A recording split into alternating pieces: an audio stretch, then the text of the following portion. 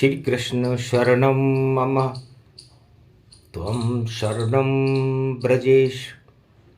खबर one news channel के ज्योतिष मार्गदर्शन कार्यक्रम में आप सभी श्रोताओं का हार्दिक अभिनंदन है। हमारे इस लोकप्रिय कार्यक्रम में हम ज्योतिष के बारे में कुछ विशेष मार्गदर्शन प्रतिदिन करते रहते हैं।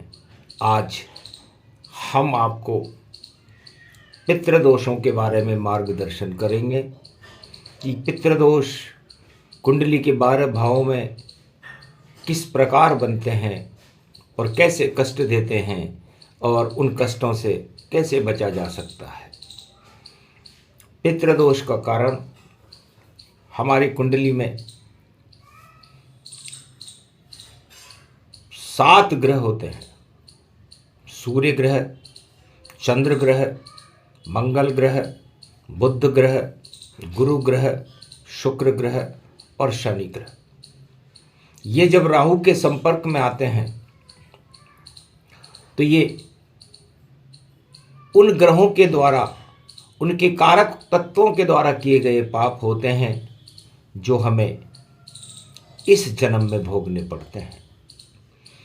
यदि इन्हीं ग्रहों के साथ केतु महाराज विराजमान होते हैं तो वह उन कारक तत्वों के द्वारा दिए गए श्राप हैं जो हमें कुंडली के 12 भावों में, जहाँ पर ये योग बनता है, भोगने पड़ते हैं। सूर्य और राहु का ग्रहण पितृदोष कहलाता है। मंगल और राहु का ग्रहण अंगारक दोष कहलाता है। बुध और राहु का ग्रहण बुद्धि में उत्पन्न ग्रहण दोष कहलाता है। गुरु और राहु का ग्रहण गुरु चांडाल दोष कहलाता है। शुक्र और राहु का ग्रहण स्त्री और धन के संबंध में किया गया कोई दोष है। और शनि और राहु का संबंध किसी अशुभ कर्म को करते हुए किया गया, बड़े भाइयों के साथ किया गया, गरीब मजदूरों के साथ किया गया श्राप दोष, ग्रहण दोष। यदि ग्रहण दोष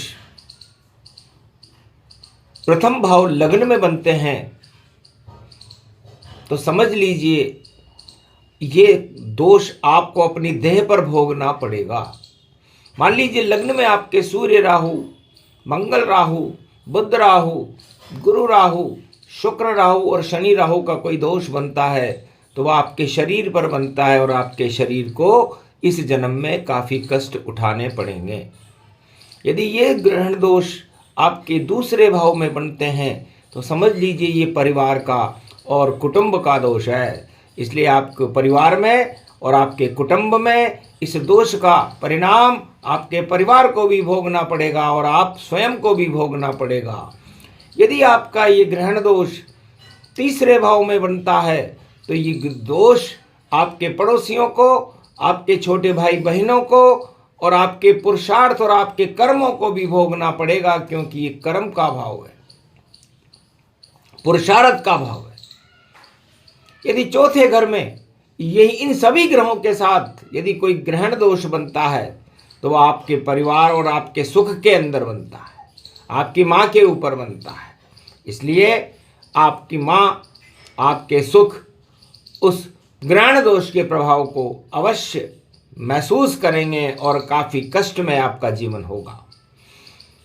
5वें घर में यदि आपके ये दोष बनता है तो 5वां घर शिक्षा और संतान का होता है।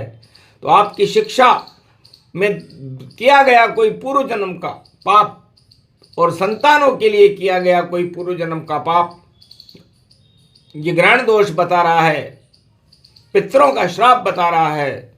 इसलिए आपको ये श्राप और ये पाप इस जन्म में 5वें घर में संतान के लिए, शिक्षा के लिए भोगने पड़ेंगे।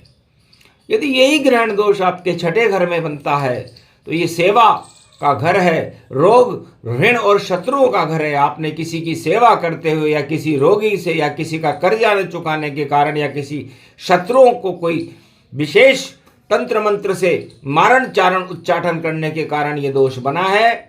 और इस दोष का प्रभाव आपको इस जन्म में या तो आप काफ़ी कर्जे में रहेंगे या आप किसी की सेवा करते करते आपको भुगतान भी नहीं मिलेगा, या आपके शत्रु इतने हो जाएंगे या रोग इतने हो जाएंगे कि आपको भोगने पड़ेंगे। इसलिए यदि वो छठे घर में जब यदि पितृदोष बने, इन ग्रहों का संबंध बने, तो समझ लेना चाहिए जिंदगी काफ़ी खतरे में है। सातवें घर में यदि ये दोष बने तो समझ लीजिए आपका वैवाहिक जीवन खराब होगा और आपको पत्नी का या अपने पति का श्राप लगा हुआ है, व्यापार करते करते या मित्रों का भी श्राप लगा हुआ है, उस कारण आपको ये दोष आपके व्यापार में, आपके वैवाहिक जीवन के सुख में भारी संकट पैदा कर देगा। यदि ये ग्रहण दोष आपके 8वें भाव में बना हुआ है, 8वां घर मृत्यु का होता है, तो मृत्यु तुल्य कष्ट तो आपको उठाने ही पड़ेंगे, और जो ग्रह वहाँ बैठे हुए हैं उनको भी मृत्यु तुल्य कष्ट उठाने पड़ेंगे, और आपकी जिंदगी इन दोषों की वजह से बहुत कष्ट में हो जाएगी। यदि ये ग्रहण दोष आपके भाग्य भाव 9वें घर में बना है, तो पिता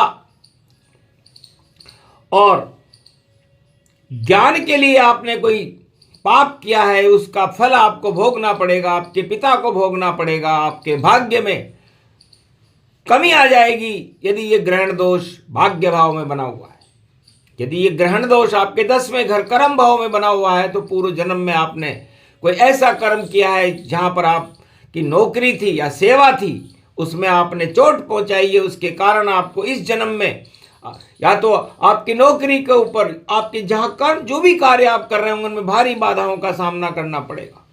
यदि ये दोष आपके 11वें घर में बना हुआ है, तो समझ लीजिए आपके बड़े भाई बहन और आपके मित्र और आपके धन संबंध में कोई आपने पूर्व जन्म में ऐसा पाप किया है जिस कारण ये ग्रहण दोष 11वें घर में बना है। ये आपको इस जन्म में धन का अभाव देगा, मित्रों का अभाव देगा, बड़ी भाई बहनों का अभाव देगा, उनसे अपमानित आपको होना पड़ेगा। यदि ये 12वां घर में यदि ये ग्रहण दोष आपके बना हुआ है, तो समझ लीजिए आपने मंदिर में, किसी जल के किनारे या अपने किसी शयनागार में या किसी धर्म स्थान में कोई ऐसा पाप किया है जिससे ये ग्रहण दोष बना है, और उसका फल आपको इसी जन्म में किसी भी तरह भोगना पड़ता है। इस तरह पितृदोष चंद्र राहु, सूर्य राहु, मंगल राहु, बुध राहु, गुरु राहु, शुक्र राहु, शनि राहु, सूर्य केतु, चंद्र केतु, मंगल केतु, बुध केतु, गुरु केतु, शुक्र केतु, शनि केतु, मंगल शनि, इस तरह ये ग्रहण दोष किसी भी घर में बन सकता है 12 की 12 कुंडलियों में। तो जब ये ग्रहण दोष बने तो सबसे पहले आपको ये देखना चाहिए कि वो किस भाव में बना है, किन ग्रहों के साथ बना है। उन ग्रहों की आपको उनका उपचार कराना चाहिए, उनकी विधि से आप उस ऋण से मुक्त हो सकते हैं, वरना ये ऋण आपके जीवन में आपको भारी कष्ट देंगे। ये पहला मार्गदर्शन है आपका, इसकी विशेष उपाय और इसका विशेष प्रसारण अलग से आपको एक ज्योतिष मार्गदर्शन में फिर से हम देंगे। जय श्री राम, जय श्री कृष्ण।